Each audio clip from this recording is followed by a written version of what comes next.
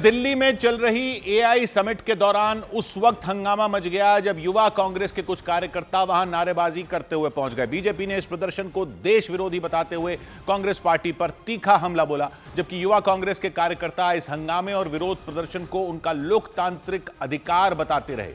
घटना तब हुई जब दिल्ली के भारत मंडपम में चल रहे इंडिया एआई इंपैक्ट समिट 2026 का आखिरी दिन था और उसी वक्त कुछ लड़के प्रधानमंत्री नरेंद्र मोदी के खिलाफ लिखे नारों वाली टी शर्ट पहनकर वहां पहुंच गए।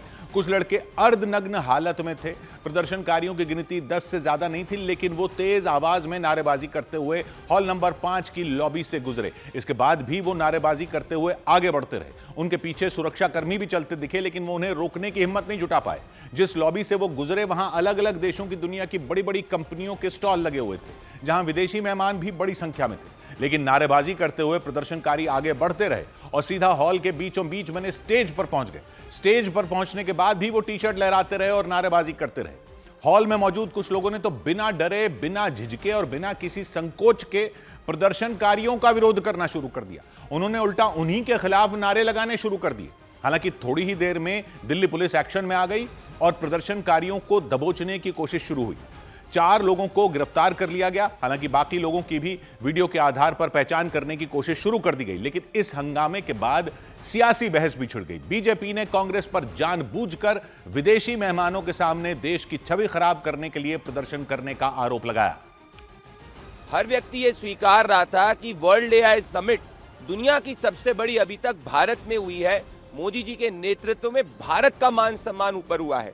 तो जैसे एक देश विरोधी व्यक्ति को जब भी देश का मान सम्मान ऊपर होता है उसको दिक्कत होती है, मिर्ची लगती है, जलन होती है, ठीक उसी भाव से गांधी वाड्रा परिवार ने अपने कांग्रेस के वर्कर्स को इंस्ट्रक्शन दिया और ये देश विरोधी कृत्य किया।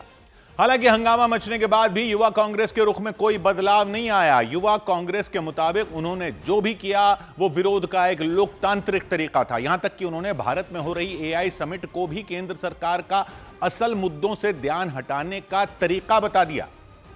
जब भी इनको जवाबदेही देनी पड़ती है, अपनी जिम्मेदारियों से भागने के लिए एक इवेंट करते हैं। और मैं एक और चीज पूछना चाहता हूँ, ये जितनी भी इवेंट होते हैं उससे भारत के युवाओं को क्या फायदा होता है, कितना रोजगार मिलता है?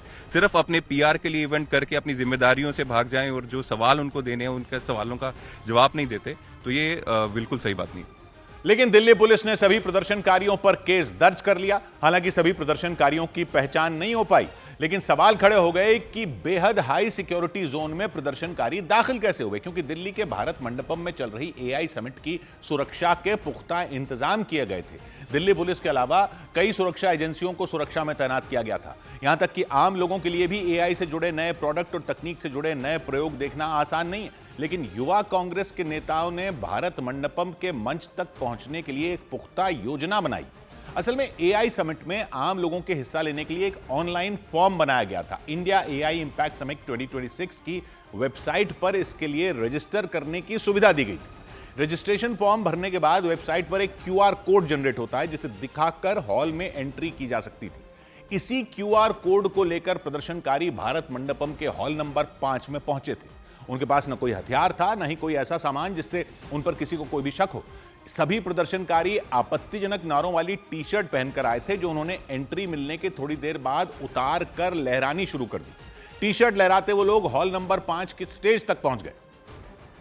क्यूआर कोड के माध्यम से जो स्कैनिंग होती है, जिससे आम जनता सभी के लिए फैसिलिटेशन है, उससे ये लोग अंदर आए। इन्होंने ऊपर से स्वेटर, जैकेट ये पहना हुआ था, नीचे से एक T shirt, objectionable T shirt पहनी थी।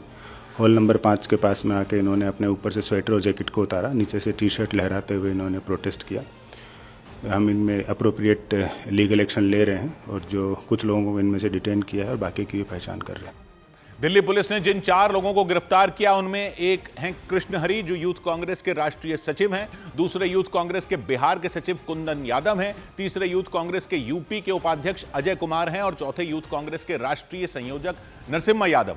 और इनके अलावा पुलिस ने यूथ कांग्रेस के अध्यक्ष उदय भानु चिब और जनरल सेक्रेटरी को भी हिरासत में लेकर उनसे पूछताछ शुरू कर दी। बताया गया कि पुलिस उन्हें अचानक पूछताछ के लिए दिल्ली के संसद मार्ग थाने ले गई। हम लोग आईवाईसी ऑफिस में थे, मैं और आईवाईसी प्रेसिडेंट उदय जी, और हम लोग मीटिंग के लिए कहीं बाहर निकले थे ऑफिस से। तो रास्ते में रोड पे गाड़ी रोक के हम कुछ देर चले थे, तो गाड़ी रोक के और पुलिस डिटेन करके पुलिस स्टेशन में हमें पूछताछ के लिए यहाँ पे लेके आई। भारत मंडपम में यूथ कांग्रेस के विरोध के खिलाफ बीजेपी युवा मोर्चा के सदस्य भी सड़कों पर उतर आए। उन लोगों ने दिल्ली की सुनहरी मार्ग पर प्रदर्शन किया। इस दौरान प्रदर्शनकारियों ने राहुल गांधी के आवास का घेराव करने की कोशिश की। वहां पर जाके विरोध कर कर अपने आप को नेतागिरी दिखाते हैं। अरे आप विरोध कीजिए, नीतियों का विरोध कीजिए, आप अपमान का विरोध, लेकिन आपने देश का विरोध किया है। इस बार जनता बता देगी आपको। पोस्टर बैनर लेकर पहुंचे बीजेपी युवा मोर्चा के कार्यकर्ताओं ने कांग्रेस पर देश की छवि खराब करने का आरोप लगाया। इस दौरान उन्होंने राहुल गांधी के खिलाफ नारेबाजी भी की।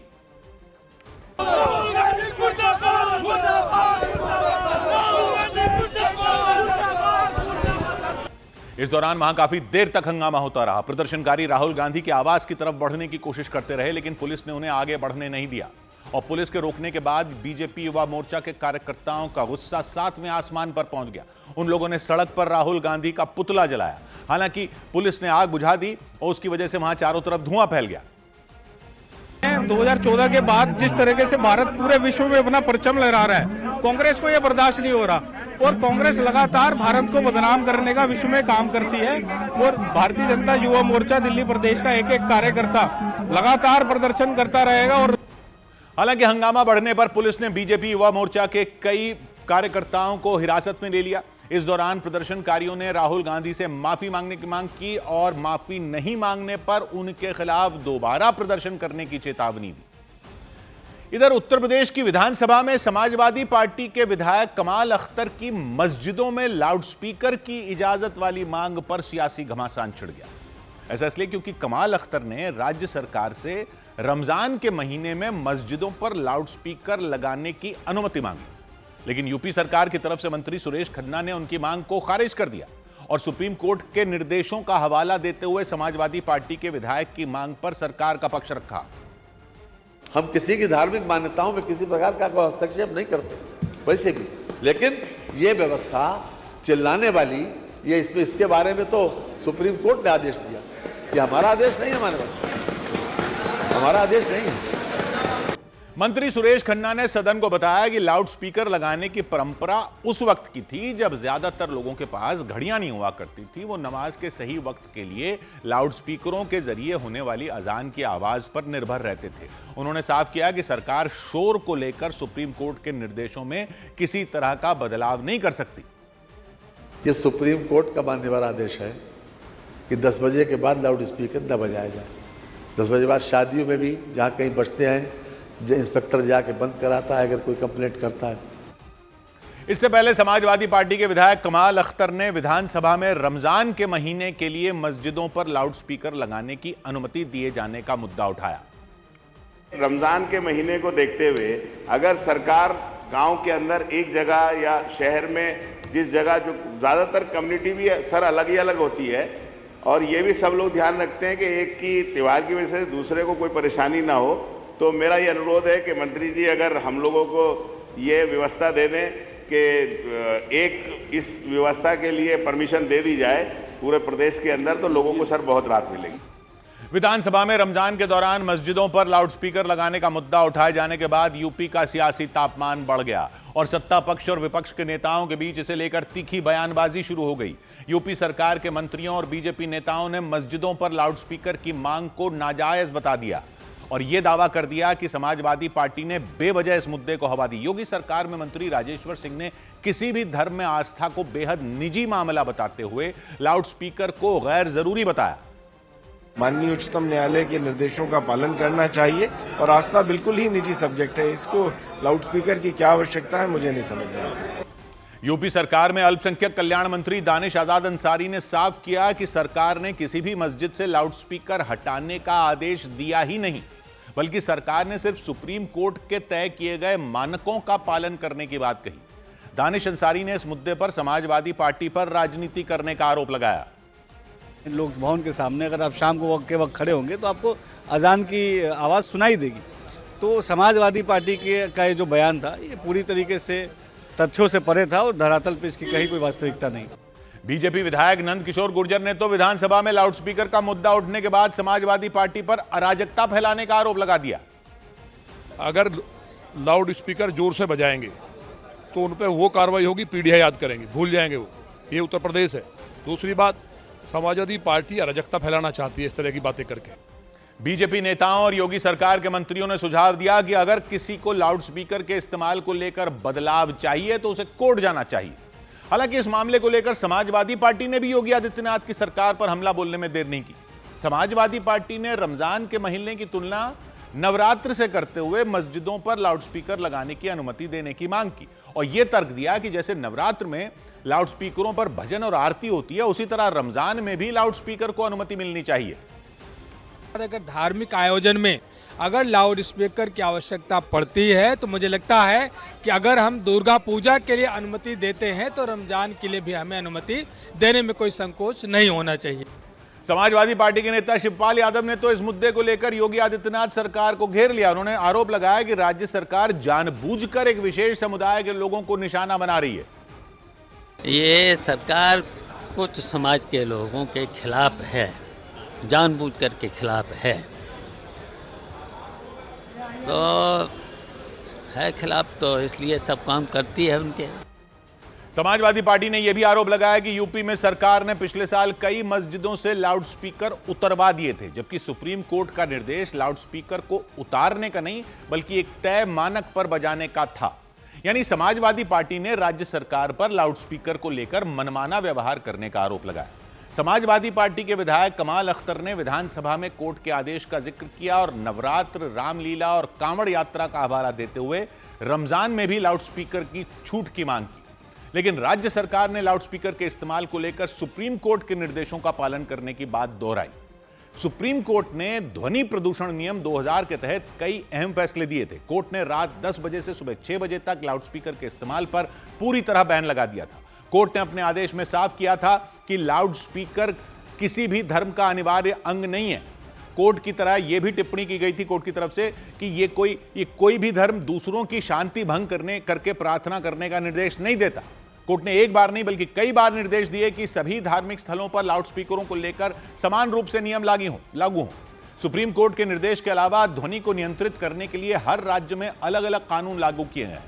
इतना ही नहीं, राज्यों के अंदर अलग अलग इलाकों के लिए ध्वनि नियंत्रण के अलग अलग नियम बनाए गए। रिहायशी इलाकों और इंडस्ट्रियल इलाके के लिए भी अलग अलग मानक तय किए गए और तय मानकों के मुताबिक सुबह 6 बजे से रात 10 बजे तक रिहायशी इलाकों में 55 डेसिबल ध्वनि तय की गई, जबकि रात के वक्त यह सीमा 45 डेसिबल तय की गई। डेसिबल ध्वनि को मापने की एक इकाई होती है।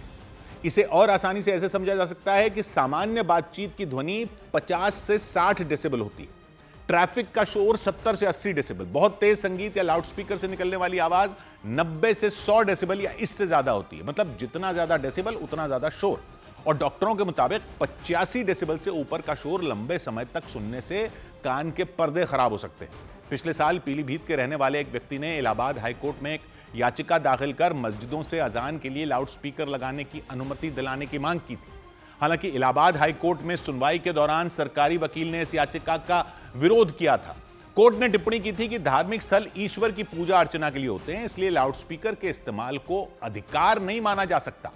इससे पहले कोर्ट ने 2022 में भी ऐसी ही एक याचिका पर सुनवाई के दौरान मस्जिदों से लाउडस्पीकर बजाने को मौलिक अधिकार नहीं मानते हुए मांग खारिज कर दी थी। उसके बाद धार्मिक स्थलों से लाउडस्पीकर हटाने की मुहिम उत्तर प्रदेश में शुरू हो गई थी। मुख्यमंत्री योगी आदित्यनाथ ने सभी जिलाधिकारियों और पुलिस अधिकारियों को आदेश दिया कि अवैध और तेज आवाज वाले लाउडस्पीकर हटाए जाएं। इस साल भी इस अभियान का असर कई जिलों में दिखाई दिया। यूपी के कासगंज में एसपी अंकिता शर्मा खुद फोर्स के साथ गश्त करती दिखाई दी थी। जो भी लाउडस्पीकर जो निर्धारित डेसिबल है उससे ज्यादा के पाए जाते हैं, उस पर लगातार कार्रवाई स्थानीय पुलिस के द्वारा की जा रही है।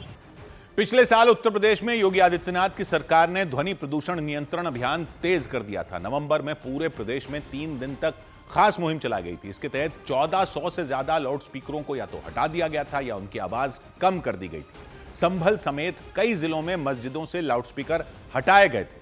सरकार ने नियम तोड़ने वालों पर एफआईआर भी दर्ज की थी। सौभाग्य की एक बात यह कि मस्जिद में लाउडस्पीकर से अजान देने की इजाजत देने के पीछे का तर्क आज के मोबाइल के जमाने में ठहरना ही मुश्किल हो जाता है। रमजान में लाउडस्पीकर से ही पता चलेगा कि सहरी का टाइम क्या होगा या नमाज का टाइम क्या हो गया या इफ्तार का टाइम हो गया, जबकि सबके पास घड़ियां हैं, मोबाइल पर ऐप हैं जो अलर्ट तक भेज देते हैं और भी कई तरीके हैं। तो यह लॉजिक कमजोर पड़ जाता है कि लाउडस्पीकर ही चाहिए इसके लिए। और वैसे भी अदालत का फैसला आ चुका है शोर को लेकर, तो मांग कानून के हिसाब से भी नहीं है। दूसरा तर्क यह दिया जाता है कि उनको त्योहार में लाउडस्पीकर लगाने देते हो तो हमको क्यों नहीं देते। यह भी अदालत तय कर चुकी कि नियम शोर के लेवल के हिसाब से, त्योहार के लिए नहीं। और अगर कोई तोड़ रहा है नियम तो उस पर कार्रवाई की मांग होनी चाहिए या यह मांग होनी चाहिए कि वो तोड़ेंगे तो हम भी तोड़ेंगे। अगर एक समुदाय को टारगेट करने का इल्जाम है तो यह भी इल्जाम है कि एक समुदाय को खुश करने के लिए यह सब मांगा जाता है। मांग सिर्फ एक ही जायज दिखती है कि शोर की लिमिट के नियम का पालन हो और सबके लिए हो। 100 बात की एक बात। उधर उत्तर प्रदेश के पीलीभीत में प्रशासन ने अवैध निर्माणों पर बुलडोजर चलवा दिया। उत्तर प्रदेश के पीलीभीत में मैजिस्ट्रेट की निगरानी में अवैध निर्माणों को बुलडोजर चलाकर ध्वस्त कर दिया गया। जिन अवैध निर्माणों को गिराया गया उनके मालिकों को 13 फरवरी को नोटिस जारी कर अतिक्रमण हटाने की चेतावनी दी गई थी। अतिक्रमण नहीं हटाने पर प्रशासन ने उन पर बुलडोजर चला दिया। बिहार के मुजफ्फरपुर में शहबाज नाम के एक युवक पर आरोप लगा कि उसने नाम बदलकर शादीशुदा महिला का रेप किया। पुलिस के मुताबिक महिला का रेप करने के बाद आरोपी ने उसे बेहोशी की हालत में अस्पताल के बाहर छोड़ दिया था। बाद में पुलिस ने आरोपी को गिरफ्तार कर लिया। उनके बयान पे यह पता चला कि इनके साथ इनका अवैध संबंध रहा है और ये महिला भी पहले शादीशुदा रही हैं। इधर मध्य प्रदेश के जबलपुर में उस वक्त हालात तब बिगड़ गए जब वहां के सिहोरा इलाके में मुस्लिम समुदाय और हिंदू समुदाय के लोग आमने सामने आ गए। हिंदू समुदाय की तरफ से आरोप लगाया गया कि मुस्लिम समुदाय के एक युवक ने आरती के दौरान दुर्गा मंदिर में तोड़फोड़ की। इस घटना की वजह से वहां तनाव फैल गया। मंदिर में तोड़फोड़ की खबर मिलते ही हिंदू समुदाय के लोग भड़क गए और फिर देखते ही देखते वहां बवाल शुरू हो गया। वहां के हालात तब और बेकाबू हो गए जब दोनों समुदायों के लोगों ने एक दूसरे पर पथराव कर दिया। आसमान से अचानक पत्थरों की बारिश शुरू हो गई। इससे उस पूरे इलाके में अफरा तफरी मच गई।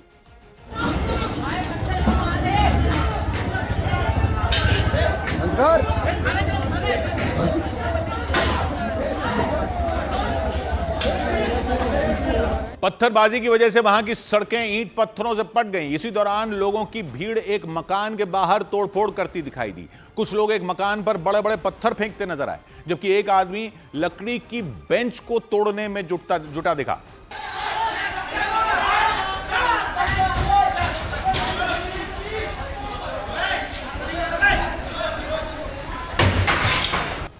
जबलपुर के सिहोरा इलाके में हिंसा और बवाल की खबर मिलने के बाद वहां बड़ी संख्या में पुलिस के जवान पहुंच गए और तुरंत वहां मोर्चा संभाल लिया। पुलिस अधिकारियों ने दोनों समुदायों के लोगों से शांति बनाए रखने की अपील की, लेकिन वहां के हालात जस के तस बने रहे। वहां लगातार पत्थरबाजी होती रही। इसके बाद पुलिस के जवानों ने उपद्रवियों को खदेड़ना शुरू कर दिया।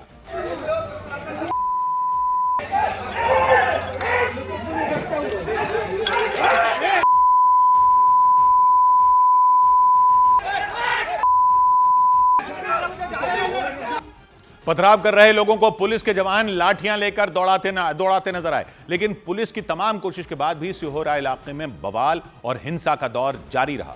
हालात हाथ से निकलते देख पुलिस ने उपद्रवियों पर आंसू गैस के गोले दागने शुरू कर दिए।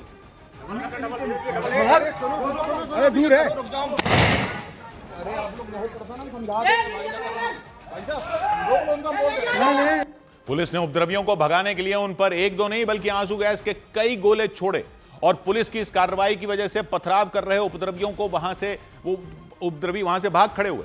हिंदू समुदाय के लोगों ने इस पूरे बवाल के लिए मुस्लिम समुदाय के लोगों को जिम्मेदार ठहराया। उन्होंने आरोप लगाया कि मुस्लिम समुदाय के एक युवक ने मंदिर में तोड़फोड़ की और उसी वजह से वहां के हालात बिगड़े। मंदिर में मौजूद लोगों के मुताबिक घटना तब हुई जब दुर्गा मंदिर में आरती चल रही थी। उन्होंने दावा किया कि तभी मुस्लिम समुदाय के एक व्यक्ति ने मंदिर में लगी ग्रिल तोड़ दी थी। आरोप लगाया गया कि विरोध करने पर वहां मुस्लिम समुदाय के कई लोग पहुंच गए और उन्होंने मंदिर में मौजूद लोगों के साथ गाली गलौज शुरू कर दी। हम लोग आरती करके हम अपना समापन करके जा रहे हैं। उतने में ऐसा हुआ कि मस्जिद के गेट खुला और वहाँ से कम से कम 50 से 70 लोगों की भीड़ आई और वहाँ आकर गाली देने लगी। हिंदू समुदाय के लोगों ने इस बात का भी दावा किया कि मुस्लिम समुदाय के कुछ लोगों ने मंदिर के अंदर घुसने की कोशिश की थी, लेकिन उन्हें मंदिर के बाहर ही किसी तरह रोक दिया गया था। मैं मंदिर के अंदर था तो ये 10 लोग कम से कम आए और मंदिर के अंदर घुसने की कोशिश कर रहे थे, तो हमने उनको बाहर किया। मंदिर समिति के लोगों ने आरोप लगाया कि मुस्लिम समुदाय के लोगों ने उनके साथ मारपीट की। बाद में उन लोगों ने उन पर पथराव शुरू कर दिया।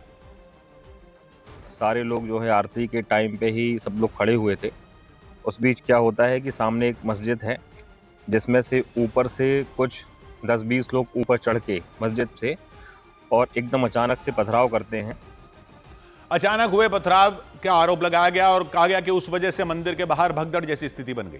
दावा किया गया मंदिर में मौजूद कुछ लोग पत्थर लगने से घायल हो गए और आरोप लगाया गया कि मुस्लिम समुदाय के लोगों ने मस्जिद की छत से मंदिर और हिंदू समुदाय के लोगों को निशाना बनाकर पत्थर फेंके। यह दावा किया गया कि जवाब में हिंदू समुदाय के लोगों की तरफ से भी उन पर पथराव किया गया। दोनों तरफ से हुए पथराव की वजह से वहां कोहराम मच गया। हालांकि पुलिस ने आंसू गैस के गोले दागकर उपद्रवियों को वहां से खदेड़ दिया। दो पक्षों के बीच में कुछ विवाद लेके और थोड़ा सा जो है झड़प हुई और उसके बाद थोड़ी सी ये समस्या उत्पन्न हुई थी। अभी पूर्णतया नियंत्रण में। इस बवाल की वजह से पूरे इलाके में तनाव फैल गया। इसीलिए मामले की गंभीरता को देखते हुए इलाके को छावनी में तब्दील कर दिया गया। बड़ी संख्या में पुलिस के जवान सड़कों पर मार्च करते नजर आए। पत्थरबाजी हुई है। पत्थरबाजी में कोई ऐसा गंभीर हताहत व्यक्ति सामने नहीं आया है, नहीं कोई ऐसे स्थल वगैरह को विशेष चोट आई है। यहाँ पर्याप्त फोर्स और अधिकारी मौके पे पहुंचे हैं। इसके बाद पुलिस ने उपद्रवियों की धरपकड़ शुरू की। पुलिस ने हिंसा करने के आरोप में 50 से ज्यादा उपद्रवियों को गिरफ्तार कर लिया। लेकिन इतना सब कुछ होने के बाद भी वहां बवाल नहीं थमा, क्योंकि दुर्गा मंदिर में हुई तोड़फोड़ और पथराव की घटना के विरोध में बड़ी संख्या में विश्व हिंदू परिषद और बजरंग दल के कार्यकर्ताओं ने कार्रवाई की मांग करते हुए सिहोरा थाने का घेराव कर दिया। और थाने का घेराव करने के लिए बड़ी संख्या में वीएचपी और बजरंग दल के कार्यकर्ता सड़कों पर उतर आए। लेकिन पुलिस के सामने मुसीबत तब खड़ी हो गई जब दोनों संगठनों के लोग थाने के बाहर धरने पर बैठ गए। और तो और उन लोगों ने सड़क पर ही हनुमान चालीसा का पाठ शुरू कर दिया।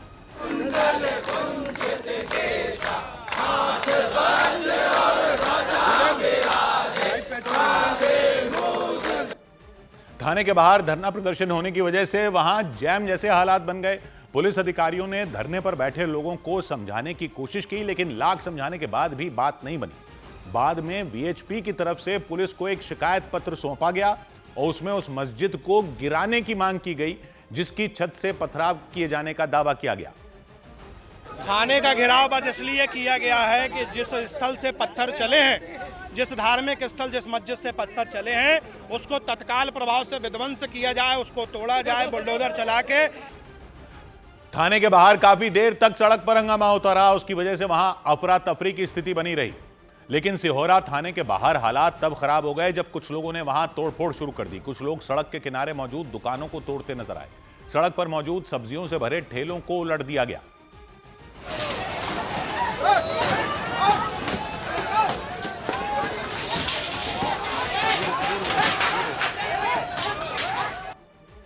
इसके बाद तुरंत पुलिस एक्शन में आई और तोड़फोड़ कर रहे लोगों को वहां से खदेड़ दिया। विश्व हिंदू परिषद और बजरंग दल की तरफ से दावा किया गया कि मुस्लिम समुदाय से जुड़े लोगों ने दुकानों में तोड़फोड़ की।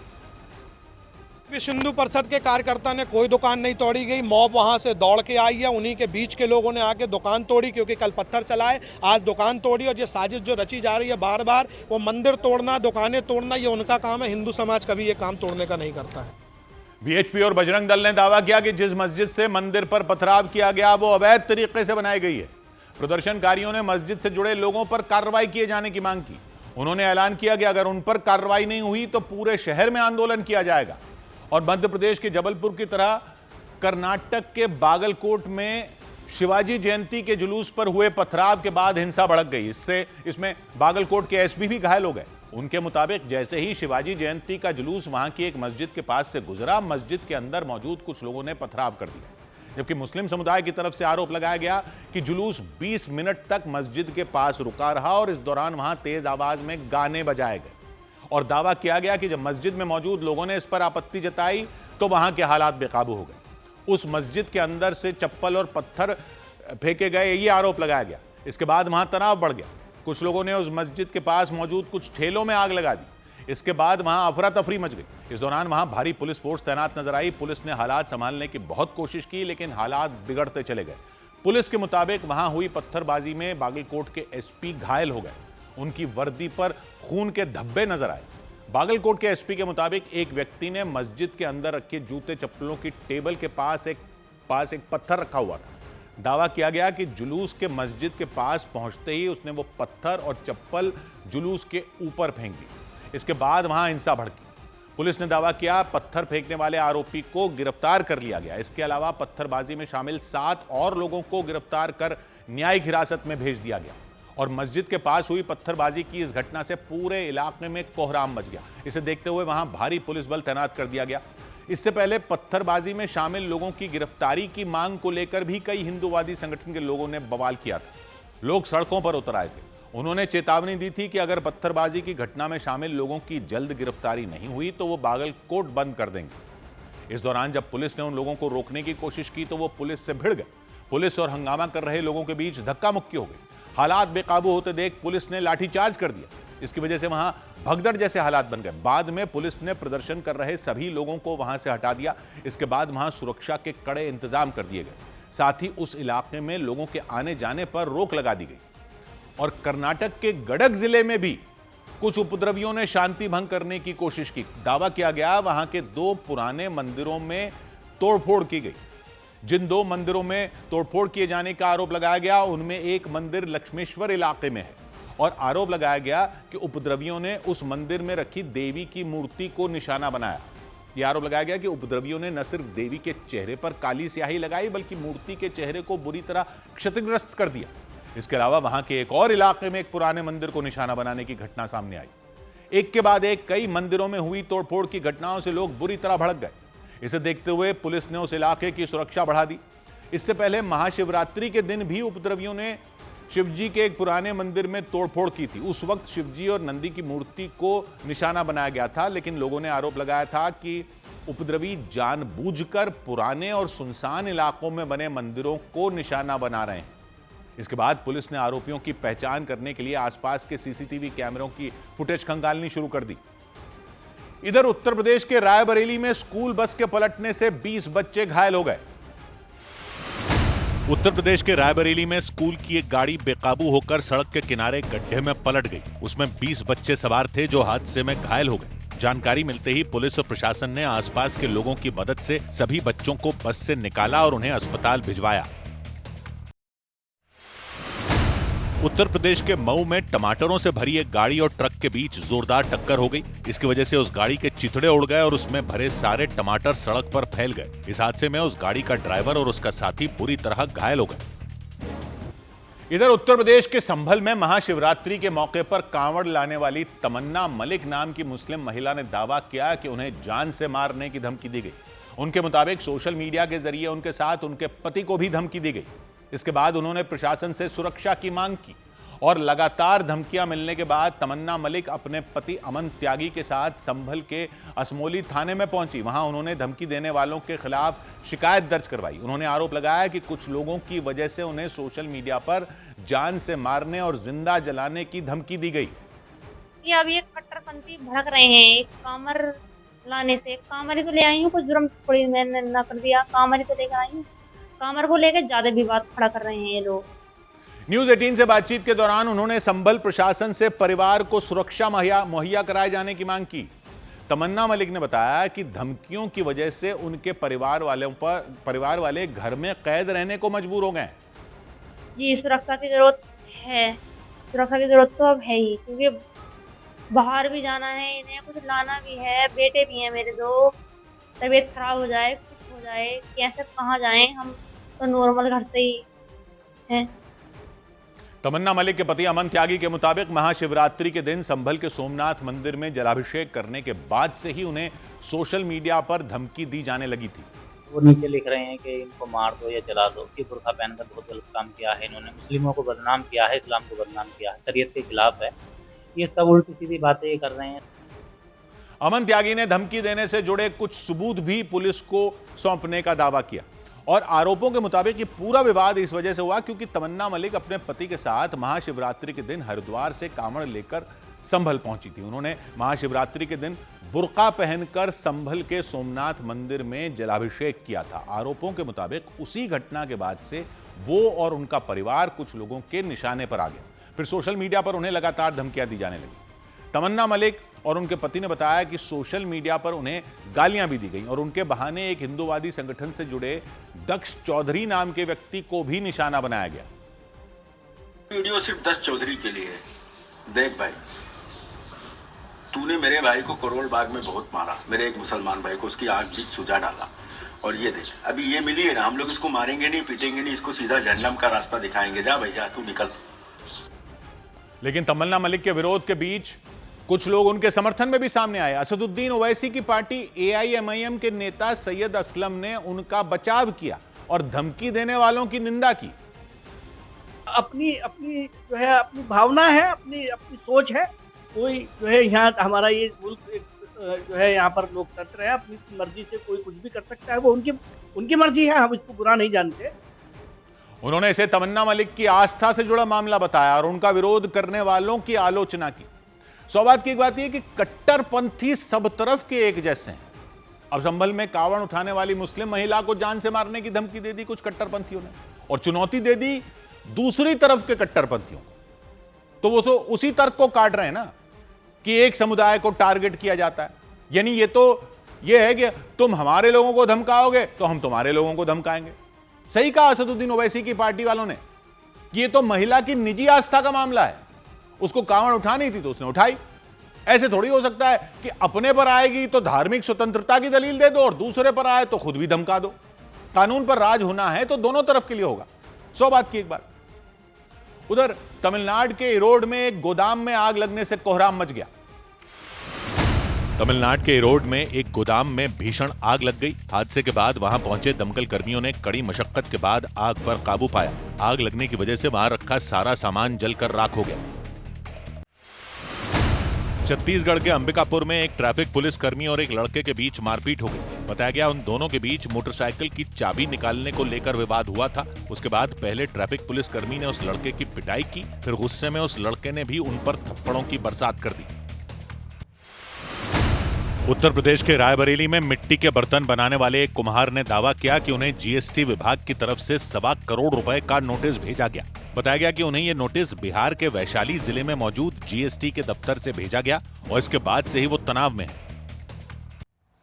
इधर दिल्ली के नजदीक उत्तर प्रदेश के गाजियाबाद में एक मजार को तोड़ने की धमकी देने वाले आरोपी का जेल से छूटने के बाद माला पहनाकर स्वागत किया गया। पुलिस ने हिंडन नदी के पुल के नीचे मौजूद उस मजार को तोड़ने की धमकी देने के आरोप में कुछ रोज पहले उन्हें गिरफ्तार किया था और उसी मामले में प्रिंस ठाकुर नाम के आरोपी जैसे ही जेल से बाहर आए उन पर फूलों की बारिश कर दी गई। हिंदू रक्षा दल नाम के संगठन के अध्यक्ष पिंकी चौधरी और उनके साथ कुछ लोगों ने माला पहनाकर उनका स्वागत किया। मेरा छोटा भाई जो मजार को तोड़ने में गया था जेल में, भैया ये हिंदू रक्षा दल का योद्धा है, ऐसे थोड़ी पीछे नहीं हटते हैं, ताकत से लड़ते हैं।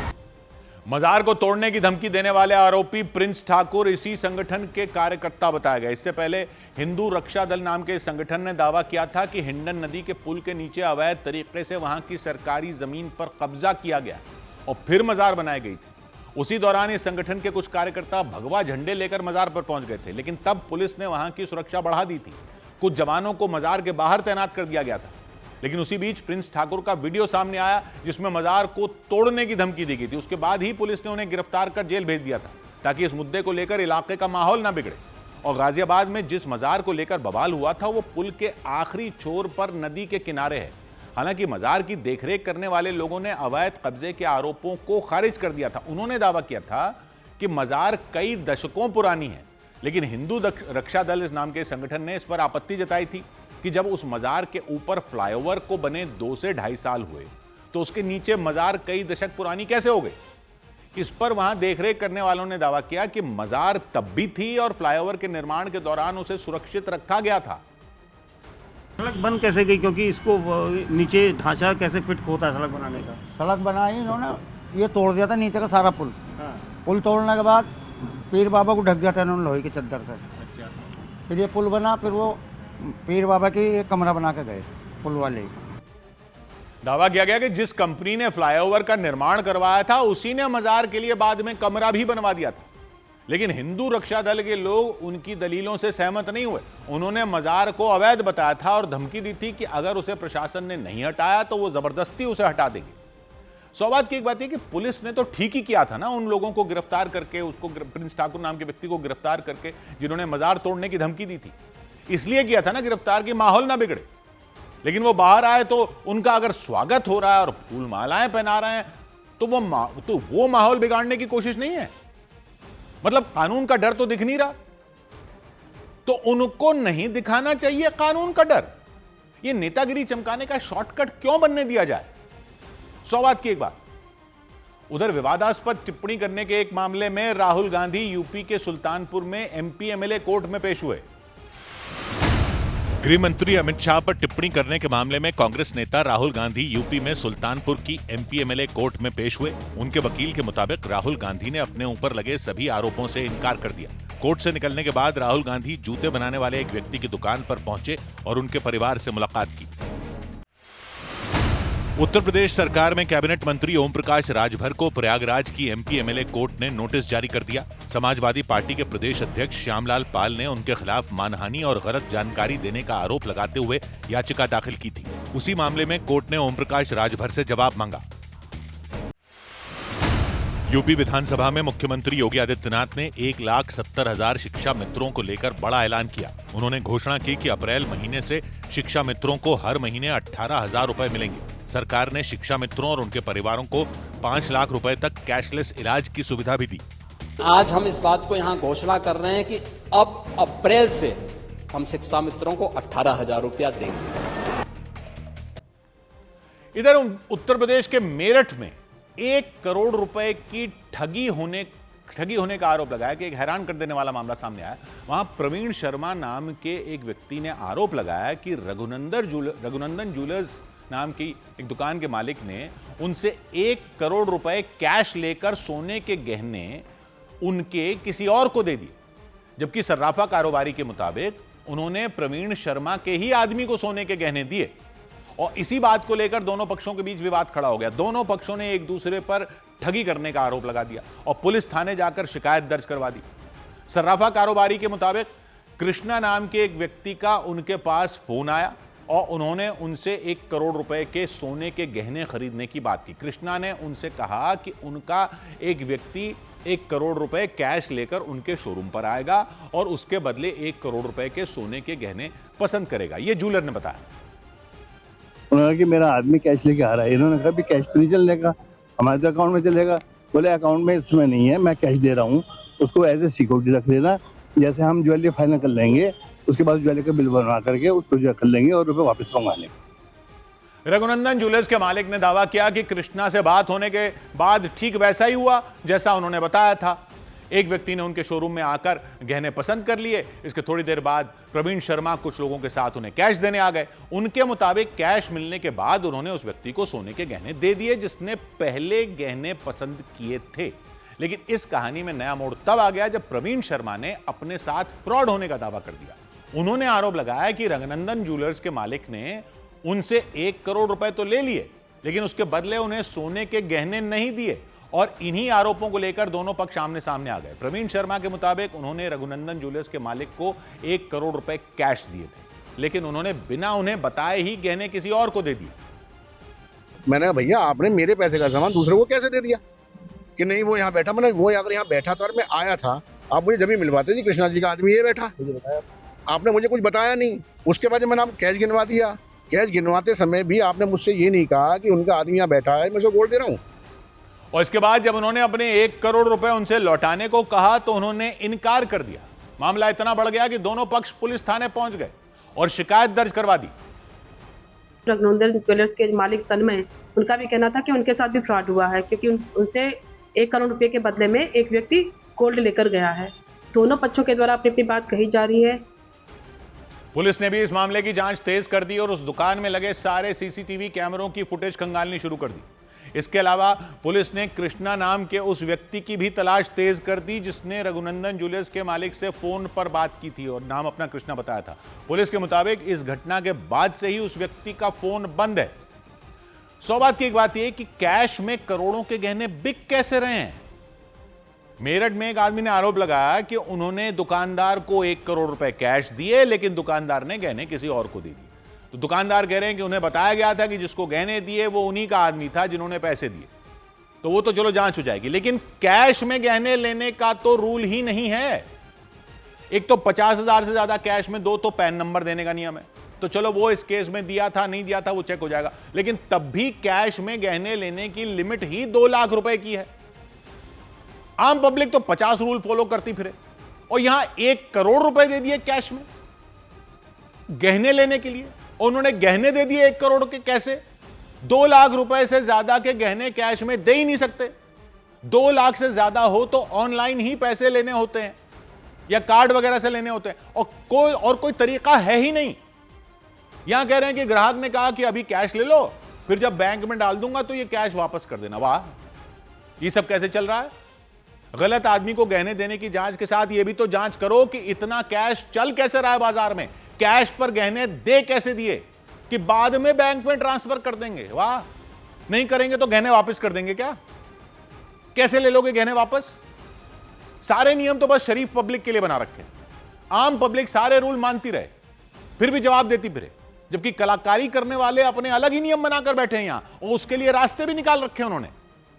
ठगी किसके साथ हो रही है? ठगा सा तो पब्लिक ही महसूस कर रही है ना हर टाइम।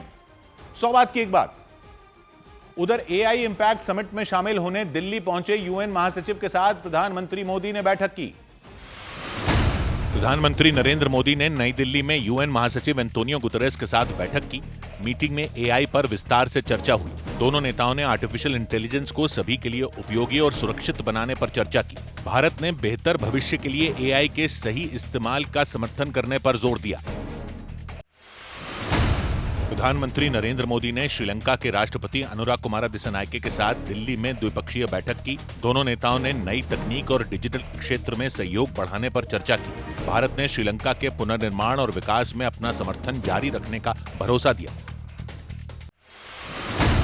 आंध्र प्रदेश के मुख्यमंत्री चंद्रबाबू नायडू ने दिल्ली में आयोजित इंडिया एआई इंपैक्ट समिट में हिस्सा लिया।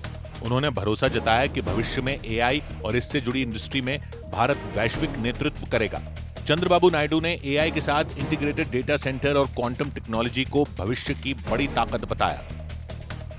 इधर उत्तराखंड के श्रीनगर में अलकनंदा नदी में 2 मोटर बोट यानी मोटर से चलने वाली नावों के बीच भीषण टक्कर हो गई। टक्कर के बाद दोनों नावों का संतुलन बिगड़ गया। उसके बाद एक मोटर बोट में बैठे एक व्यक्ति नदी में गिर पड़े, जबकि दूसरी मोटर बोट बेकाबू होने की वजह से नदी में कुछ देर तक गोल गोल घूमती रही।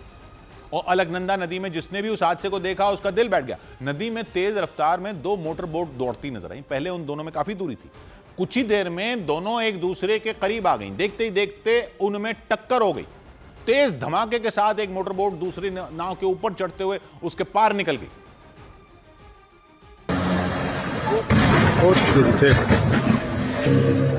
मार दिया। उसके बाद एक मोटर बोट में बैठे व्यक्ति नदी में गिर पड़े। टक्कर लगने के बाद दूसरी मोटर बोट बेकाबू हो गई। वो वहीं नदी में गोल गोल घूमने लगी। बताया गया कि उन दोनों मोटर बोट में सिर्फ चलाने वाले ही सवार थे। एक मोटर बोट में हुई तकनीकी खराबी की वजह से यह हादसा हुआ। हालांकि मोटर बोट में सवार दोनों चालक सुरक्षित बताए गए। उधर हैदराबाद के कोचिंग सेंटर में आग लगने से अफरा तफरी मच गई।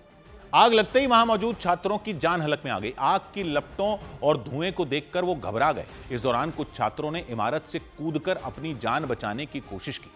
हालांकि पुलिस और दमकल विभाग की टीम भी तुरंत वहां पहुंच गई। पुलिस ने सीढ़ियों की मदद से इमारत में फंसे छात्रों को बाहर निकालना शुरू किया। सबसे पहले रस्सी की मदद से उन्हें नीचे उतारने की कोशिश की गई। फिर वहां लगी होर्डिंग को हटाकर धीरे धीरे सभी छात्रों को सीढ़ियों के जरिए सुरक्षित निकाला गया। उस इमारत की 4थी मंजिल पर आग लगी थी। बताया गया कि हादसे के दौरान वहां करीब 90 छात्र मौजूद थे। डरा देने वाली यह घटना हैदराबाद के अमीरपेट मेट्रो स्टेशन के पास हुई। इस दौरान गली में सैकड़ों लोगों की भीड़ लगी रही। दमकल विभाग की टीम भी आग पर काबू पाने में जुटी रही। आशंका जताई गई कि कोचिंग सेंटर में शॉर्ट सर्किट होने की वजह से आग लगी। हालांकि समय रहते आग पर काबू पा लिया गया और छात्रों की जान बचा ली गई। इसके बाद पुलिस घटना की जांच में जुट गई। इधर मध्य प्रदेश के इंदौर में दूषित पानी का मामला पूरी तरह शांत भी नहीं हुआ था कि बैतूल से भी पानी की सप्लाई में बड़ी लापरवाही के आरोप का मामला सामने आया। वहां पानी को साफ कर पूरे शहर में सप्लाई करने वाले एकमात्र वाटर ट्रीटमेंट प्लांट में तय मात्रा से 4 गुना ज्यादा ब्लीचिंग पाउडर, ब्लीच और क्लोरीन मिला दिया गया। और जांच में पता चला कि इतनी बड़ी लापरवाही वहां के एक कर्मचारी से हुई। जैसे ही इस बात की जानकारी मिली कि पानी में तय मात्रा से 4 गुना ज्यादा ब्लीच और क्लोरीन मिला दिया गया है, आनन फानन में पूरे शहर में पानी की सप्लाई रोक दी गई ताकि इस जहरीले पानी को पीने से किसी की जान खतरे में न पड़ जाए। यही नहीं, उस पानी को दोबारा नदी में बहा दिया गया। हालांकि बाद में यह भी पता चला कि प्लांट में जिस अधिकारी को तय मात्रा में ब्लीच और क्लोरीन डालने की जिम्मेदारी सौंपी गई थी, वो एक सफाई कर्मचारी के भरोसे ये काम छोड़कर वहां से चले गए थे। उन्होंने खुद माना कि उनसे ये गलती हुई। मैं जा रहा था, 10 मिनट के लिए गया था। कितनी देर में हो गया? पहला में ज्यादा। आपको नहीं लगता वो 10 मिनट लोगों की जान पे भारी पड़ सकते थे? हालांकि विभाग ने मामला सामने आने के बाद उस सफाई कर्मचारी को ही सस्पेंड कर दिया। अधिकारी को नहीं, सफाई कर्मचारी को। बताया गया वो स्थायी कर्मचारी भी नहीं है, कॉन्ट्रैक्ट पर है।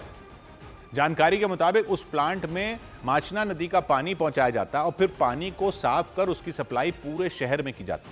करीब 1.5 लाख लोग उस पानी को पीते हैं। सौभाग्य की बात है कि इंदौर में दूषित पानी से लोगों की जान जाने का इतना बड़ा मामला हो गया था, लेकिन फिर बैतूल में वाटर प्लांट में 4 गुना केमिकल मिला दिया, ब्लीच मिला दिया, क्लोरीन मिला दिया, एक तरह से पानी ही जहर कर दिया। तो एक कॉन्ट्रैक्ट सफाई कर्मचारी को सस्पेंड कर दिया। बस लोगों तक पानी चला जाता तो क्या होता? पकड़ तो आपने लिया, लेकिन जिम्मेदारी सिर्फ सफाई कर्मी की थी। अधिकारी कह रहे हैं 10 मिनट के लिए कहीं गए थे तो उसने ज्यादा केमिकल डाल दिया। तो उसको ऑर्डर किसने दिया केमिकल डालने का? यानी अफसरी झाड़ने के लिए तो अधिकारी हैं, लेकिन कुछ हो जाए तो बलि चढ़ेगी सफाई कर्मी की, जो पहले ही कॉन्ट्रैक्ट पर है। और तो और वो सारा पानी नदी में डाल दिया, तो नदी को नुकसान नहीं पहुंचा रहे। या तो शहर में लोग मार दो या नदी में सब मार दो, छोटे कर्मचारियों की नौकरी मार दो, अपनी करतूत पर पानी फेर दो। अरे उसी पानी को लो, चुल्लू में डूब मरो। 100 बात की एक बात। उधर खबर है कि कांग्रेस ने भारत अमेरिका ट्रेड डील को लेकर देशव्यापी विरोध प्रदर्शन की तैयारी शुरू कर दी। राहुल गांधी समेत कांग्रेस के कई नेता पार्टी अध्यक्ष मल्लिकार्जुन खड़गे से मिलने के लिए उनके आवास पहुंचे। इस दौरान कांग्रेस नेताओं की कई राज्यों के नेताओं के साथ बैठक हुई। बताया गया कि यह बैठक अमेरिका के साथ ट्रेड डील पर विरोध प्रदर्शन की रणनीति बनाने को लेकर की गई। बीजेपी के राष्ट्रीय अध्यक्ष नितिन नवीन 3 दिन के गुजरात दौरे पर अहमदाबाद पहुंचे, जहां उनका भव्य स्वागत किया गया। एयरपोर्ट पर उनके स्वागत के लिए बड़ी संख्या में पार्टी के कार्यकर्ता पहुंचे। खबर है कि नितिन नवीन अहमदाबाद और गांधीनगर के कई कार्यक्रमों में हिस्सा लेंगे। उत्तर प्रदेश के मेरठ में आरएसएस प्रमुख मोहन भागवत ने क्रिकेट खिलाड़ी भुवनेश्वर कुमार और पहलवान अलका तोमर समेत करीब 500 खिलाड़ियों के साथ संवाद किया। इस दौरान मोहन भागवत ने खिलाड़ियों के साथ खेल को बेहतर बनाने पर चर्चा की।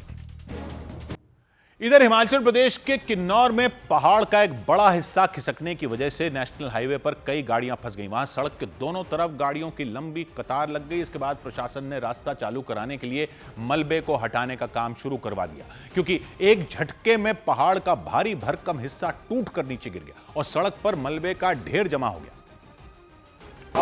अब आ गया।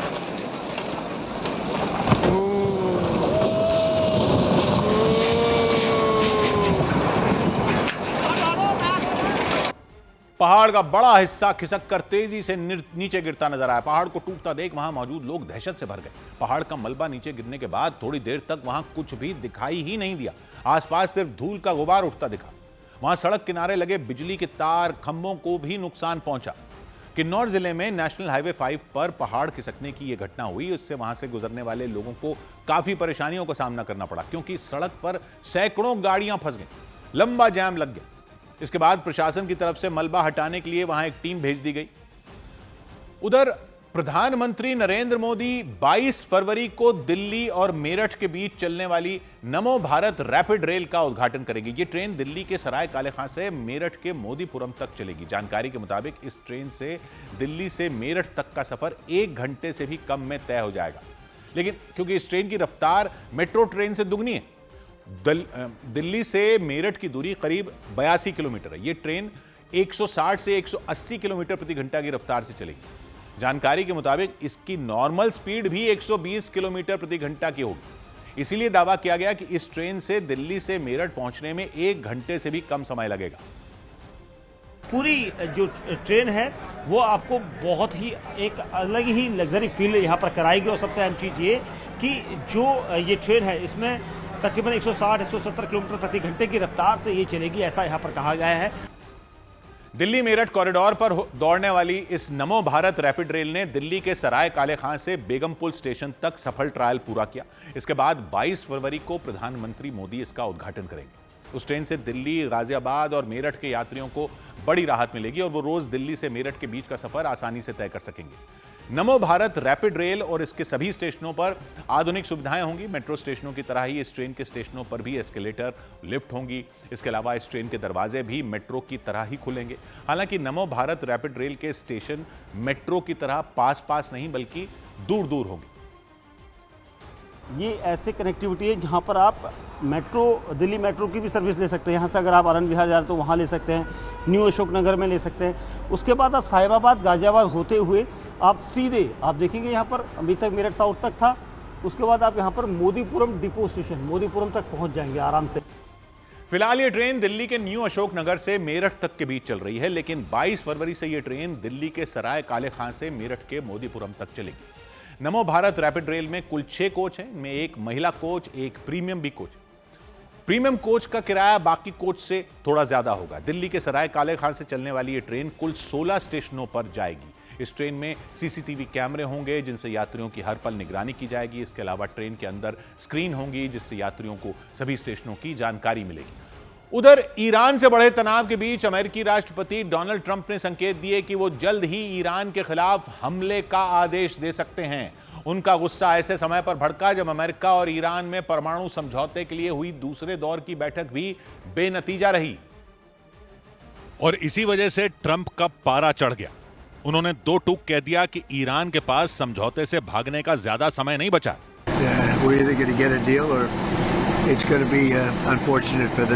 अमेरिकी राष्ट्रपति ने मीडिया के सवालों का जवाब दिया और साफ शब्दों में ईरान को चेतावनी दे दी कि वो जल्द से जल्द परमाणु समझौते के लिए हामी भर दे, वरना उसे भारी कीमत चुकानी होगी।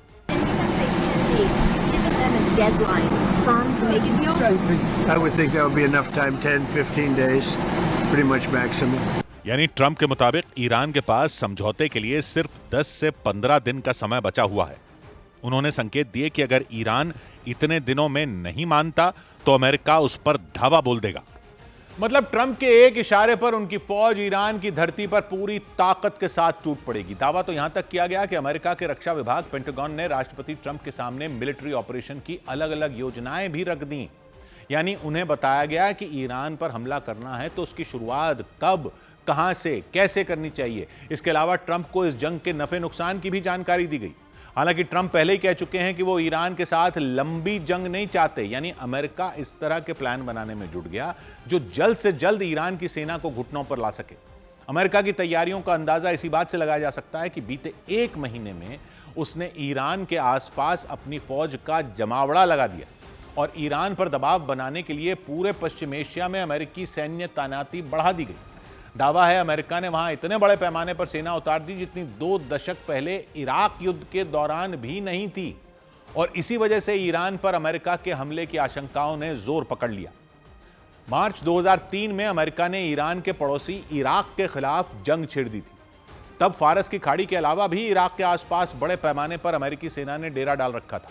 उसी तरह का सैन्य जमावड़ा एक बार फिर पश्चिम एशिया में देखने को मिला, क्योंकि ईरान पर परमाणु समझौते का दबाव बनाने के लिए अमेरिका ने उसे हर तरफ से घेरने की कवायद पिछले महीने ही शुरू कर दी थी और अमेरिका का परमाणु ताकत वाला एयरक्राफ्ट कैरियर इब्राहिम लिंकन पिछले कई दिनों से ईरान के नजदीक तैनात है। उसने ओमान की खाड़ी से ईरान पर 24 घंटे नजर बना रखी है। दावा है वो अकेले ही ईरान के किसी भी इलाके में तबाही मचा सकता है।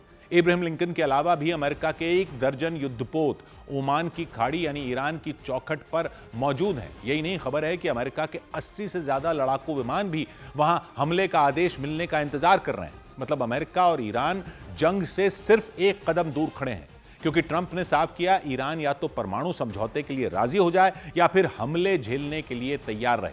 हालांकि ईरान भी पीछे हटने को तैयार नहीं दिख रहा।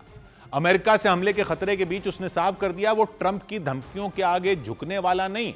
और तो और अमेरिका से बढ़े तनाव के बीच ईरान ने रूस के साथ सैन्य अभ्यास कर खलबली मचा दी। खबर है इस डील में चीन के सैनिक भी शामिल हुए इस ड्रिल में। हालांकि उधर उसकी तरफ से कोई आधिकारिक जानकारी सामने नहीं आई।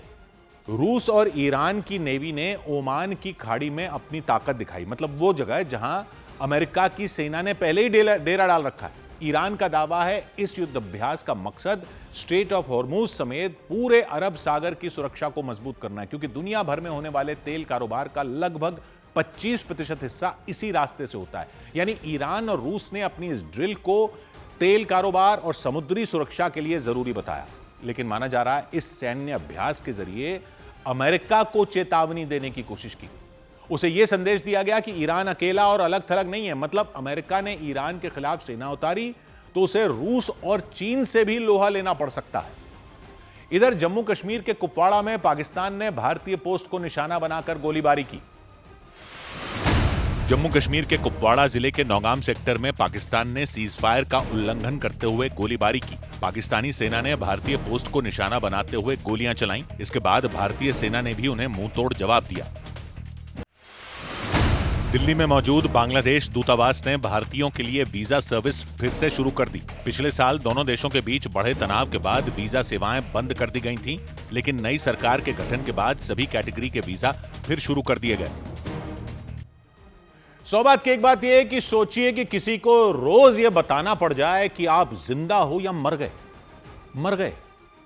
अगर किसी समाज की यह हालत हो जाए तो सोचिए उस समाज के लोगों की हालत क्या होगी। और यह कोई सिर्फ फिलॉसफी का सवाल नहीं है, एक ऐसा ऐप है मोबाइल में जिसकी खबर दुनिया में फैली हुई है, क्योंकि वो जबरदस्त तरीके से फैलता जा रहा है। ऐप चीन में तो नंबर 1 पर पहुंच गया है और ऐप का नाम है आर यू डेड। समझ रहे हो आप? ऐप का नाम ही यह है कि मर गए क्या।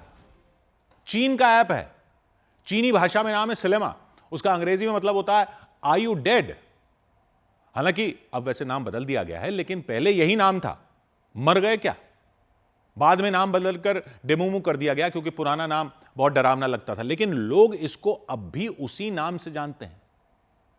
तो ये है क्या ऐप?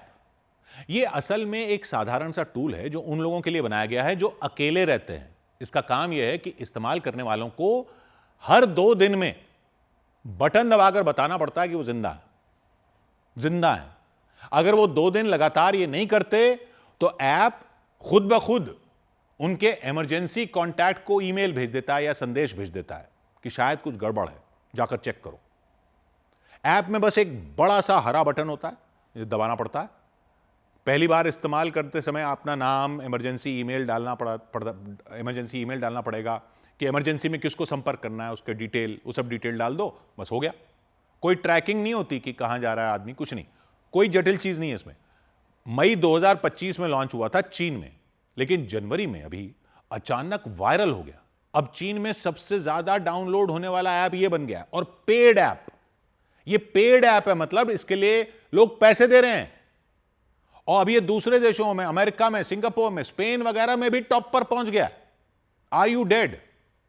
तो सवाल यह है कि ऐसा ऐप बनाए क्यों, और क्यों इतने लोग इसको बताए जा रहे हैं कि वो मरे हैं, मरे नहीं है, जिंदा है। ऐप को बता रहे हैं हम जिंदा हैं। तो वो क्या है, चीन में आजकल बहुत सारे युवा लोग अकेले रहते हैं, खासकर बड़े शहरों में। वो नौकरी करने के लिए या पढ़ाई के लिए घर से दूर चले जाते हैं। आप सोच रहे हो हमारे यहां भी तो जाते हैं, लेकिन खैर वहां अनुमान है कि 2030 तक चीन में 20 करोड़ से ज्यादा लोग अकेले रहने वाले घरों में होंगे। तो ऐसा क्यों है? तो वो तो आप जानते ही हो, चीन ने अपनी जनसंख्या को कंट्रोल करने के लिए कई साल तक एक ही बच्चा पैदा करने का रूल बनाया हुआ था। 1979 से 2015 तक, 1979 से 2015 तक 36 साल तक एक सख्त नियम था, परिवारों को सिर्फ एक बच्चा पैदा करने की इजाजत थी। अगर कोई 2 बच्चे पैदा करता था जुर्माना लग जाता था, नौकरी से निकाल देती सरकार, या जबरदस्ती गर्भपात भी करवा दिया जाता था। हालांकि 2016 में इसे बदलकर 2 बच्चे करने की छूट दी गई, फिर 3 तक की छूट दे दी गई। अब कह रहे हैं और कर लो, लेकिन नुकसान जो होना था वो हो चुका। 15 करोड़ से ज्यादा बच्चे परिवारों में अकेली औलाद बनकर ही बड़े हुए, मतलब कोई भाई बहन नहीं उनका। एक पूरी पीढ़ी का कोई भाई बहन नहीं है, उनके बच्चों के कोई चाचा चाची नहीं है, कोई मौसी बुआ नहीं है, सब अकेले हैं। अब ये सब 20 साल के, 30 साल के, 40 साल के हो चुके। गांवों कस्बों से निकलकर शहरों में नौकरियां पढ़ाई के लिए अकेले रहते हैं।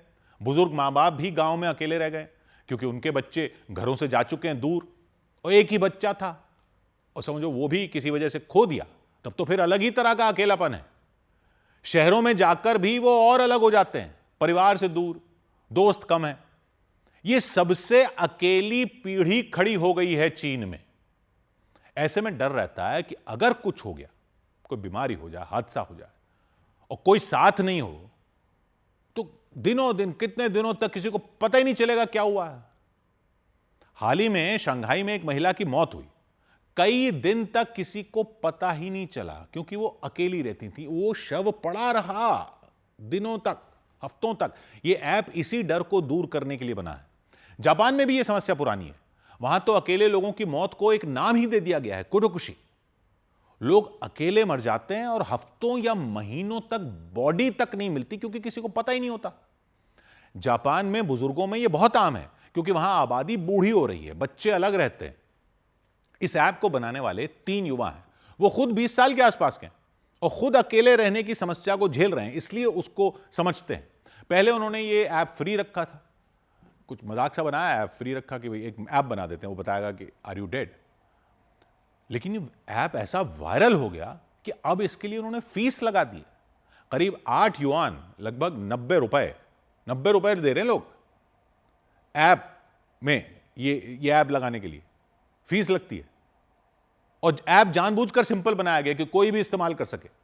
और आग की तरह फैल रहा यह ऐप दिखाता है कि अकेलापन और अकेले रहने की मजबूरी दुनिया में कितनी बढ़ती जा रही है। लोग आजादी तो चाहते हैं, लेकिन उस आजादी की चाहत ने सुरक्षा को लेकर डर खड़ा कर दिया है। सोशल मीडिया के जमाने में लोग बस फोन पर ही सोशल रह गए। हकीकत में सोशल नहीं है, हकीकत में अकेले हो चुके हैं। सब ऑनलाइन जुड़े हुए हैं, लेकिन कोई किसी को पूछने वाला नहीं। जिन समाजों का ज्वाइंट फैमिली वाला इतिहास रहा है, वो भी अब इस समस्या को झेल रहे हैं। चीन में बुजुर्गों की देखभाल बच्चों पर निर्भर होती थी, लेकिन एक बच्चा होने से वो बोझ भी बढ़ गया है। अगर वो बच्चा भी ना रहे किसी वजह से, तो मां बाप बेसहारा हो जाते हैं। वहां छोटे परिवारों की वजह से लोग अकेले मर रहे हैं और दिनों तक किसी को पता नहीं चलता। आर यू डेड ऐप है, ठीक इसी समस्या के लिए बना है। हर 2 दिन में चेक करता रहता है, वरना अलर्ट भेज देता है। और भारत भी तो कुछ इसी तरह उसी राह पर चल रहा है। कई लोग अकेले रहते हैं, बुजुर्ग अकेले, अलग अलग अकेले रहते हैं। बच्चे हों तो वो चलो बात करते रहते हैं उनसे फोन पर, लेकिन भतीजे भांजे तो एक तरह से कट ही जाते हैं। कभी त्योहार वगैरह पर चेक कर लिया तो कर लिया। कईयों के सारे रिश्तेदार विदेशों में हैं जिनसे रेगुलर बातचीत नहीं हो पाती क्योंकि उनका टाइम ही मैच नहीं करता। लोग रोजगार के लिए शहरों में अकेले हैं या लगातार ट्रैवल करते रहते हैं, वो भी अपने बुजुर्गों को भूल जाते हैं। बुजुर्गों का भी संपर्क इसलिए छूट जाता है क्योंकि बुजुर्गों को लगता है कि सबकी अपनी जिंदगी में बिजी चल रही है, क्या डिस्टर्ब करना। वो भी कोई परेशानी होती है तो बताते नहीं है। दोनों तरफ के लोग कहते रहते हैं कि सब ठीक चल रहा है, भले ही उतना ठीक ना भी चल रहा हो। तो क्या भारत में भी इस डरावने नाम के ऐप की जरूरत आ गई है? क्या हम भी पूछते फिरें कि मर गए क्या? ना, भले ही दिन कितने ही मायूस हो गए हैं इस लिहाज से, लेकिन यहां लोगों ने अपना एक अलग ही सिस्टम बना लिया है जिसमें पूछने की जरूरत ही ना पड़े कि आर यू डेड। लेकिन उस सिस्टम को पहचान जरूर लीजिए और उसको टाइम वेस्ट बिल्कुल मत माना कीजिए, उससे इरिटेट भी मत हुआ कीजिए। कौन सा सिस्टम? आपके अपने जो आपको रोज सुबह का गुड मॉर्निंग मैसेज भेजते हैं ना, उससे मत इरिटेट हुआ कीजिए। शुक्र मनाया कीजिए कि सब ठीक है। अंकल भेजें गुड मॉर्निंग तो दे दिया कीजिए जवाब में गुड मॉर्निंग। चाची बोले राधे राधे तो दे दिया कीजिए ना जवाब राधे राधे चाची। मत सोचिए ना कि मुफ्त का व्हाट्सएप क्या मिल गया मामा जी को, तो रोज सुबह एक फॉरवर्ड हुआ में ज्ञान भेज देते हैं। अरे आपके पास भी तो सेम मुफ्त का व्हाट्सएप है, आप भी जवाब दे दिया करो। अस्सलाम वालेकुम का वालेकुम सलाम भेज दिया करो फूफी को, भरजाई को वाहेगुरु बोल दिया करो। सुबह की राम राम आजकल के जमाने के लिए अब हमारा अपना देसी ऐप बन चुकी है। चाइना वाला ऐप यहां मत आने दो। इतना सब तो हो चुका, बाकी सब तो ठीक है। चाइना का ये वाला माल मत आने दो, हमें ना पूछना पड़ जाए आर यू डेड। 100 बात की एक बात। उधर मद्रास हाईकोर्ट ने तमिलनाडु सरकार के एक मंत्री के खिलाफ आपराधिक केस दर्ज करने का आदेश सुना दिया। मद्रास हाईकोर्ट ने एंटी करप्शन एजेंसी डीवीएसी को तमिलनाडु के मंत्री केएन नेहरू के खिलाफ आपराधिक मामला दर्ज करने का निर्देश दिया। केएन नेहरू पर नगरपालिका प्रशासन एवं जल आपूर्ति विभाग में ट्रांसफर पोस्टिंग और टेंडर जारी करने में घूस लेने का आरोप लगाया गया था। भारी उतार चढ़ाव भरे कारोबार के बाद शेयर बाजार हरे निशान पर बंद हुआ। सेंसेक्स 317 अंक चढ़ा तो निफ्टी भी 25,571 पर पहुंच गया। इस तेजी की वजह से निवेशकों ने 1,73,000 करोड़ रुपए कमाए। सबसे ज्यादा तेजी मेटल, पावर और कैपिटल गुड्स इंडेक्स में रही, जबकि आईटी और मीडिया इंडेक्स में गिरावट देखी गई। दिल्ली मेट्रो ने सीबीएसई की 10वीं और 12वीं बोर्ड की परीक्षा दे रहे परीक्षार्थियों के लिए विशेष सुविधा का ऐलान किया। इसके तहत एडमिट कार्ड दिखाने वाले परीक्षार्थियों को मेट्रो स्टेशनों पर सुरक्षा जांच के दौरान और टिकट काउंटर पर भी प्राथमिकता दी जाएगी, ताकि उन्हें देरी न हो। राजस्थान की राजधानी जयपुर में सूर्य किरण नाम से एयर शो का आयोजन किया गया। शो के दौरान 5 ध्रुव हेलीकॉप्टरों ने एक साथ जल महल पर उड़ान भरते हुए अलग अलग तरह के करतब दिखाए। पायलटों ने आसमान में तिरंगे की आकृति भी बनाई।